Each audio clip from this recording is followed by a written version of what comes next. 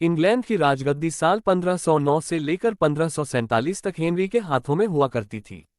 राजा Henry की कई पत्नियां और एलिजाबेथ व मैरी नामक दो बेटियां थीं। इनमें से मैरी राजा की पहली पत्नी की बेटी थी। राजा हेनरी को मैरी ज्यादा पसंद नहीं थी, इसलिए वो उसके साथ बुरा व्यवहार करते थे। मैरी महल के नौकरों के साथ महल का काम करती थी। अगर मैरी कुछ कह भी दे तो राजा उसकी कोई बात नहीं मानते थे।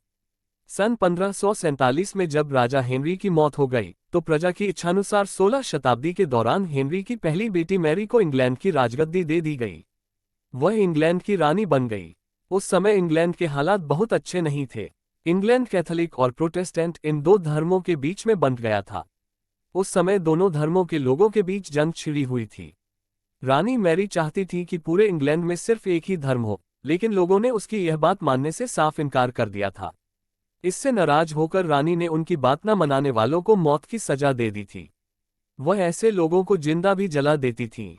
रानी मैरी की इस क्रूरता की वजह से इंग्लैंड के लोग उससे नफरत करने लगे।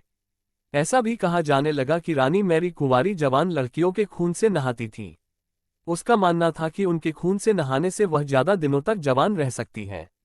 कुछ सालों बाद रानी मैरी ने शादी कर ली और कुछ समय बाद इंग्लैंड में एक खबर आई कि रानी मैरी गर्भवती है और जल्द ही उनके राज्य को उनका नया राजा भी मिल जाएगा। इस बात से हर सभी खुश हुए, लेकिन उस समय रानी मैरी के साथ बहुत ही अजीब घटना हुई। उनके गर्भ से किसी भी बच्चे का जन्म नहीं हुआ, बल्कि कुछ ही महीनों के बाद रानी मैरी का पेट फिर से सामान्य हो गया। वहां के ओझा लोगों ने अपनी तंत्र विद्या से बताया कि रानी मैरी के गर्भ में कोई बच्चा नहीं बल्कि एक भूत आकर निवास करता है। कुछ समय बाद फिर रानी मैरी के गर्भ में वही भूत आकार रहने लगा और वह फिर से गर्भवती हो गई। इस बार भी रानी को कोई बच्चा नहीं हुआ और उस घटना के कुछ ही दिनों के बाद रानी मैरी की मृत्यु हो गई।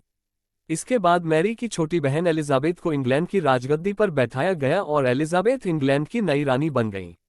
रानी मैरी की क्रूरता की वजह से इंग्लैंड को लोग उसे एक निर्दयी औरत मानते थे।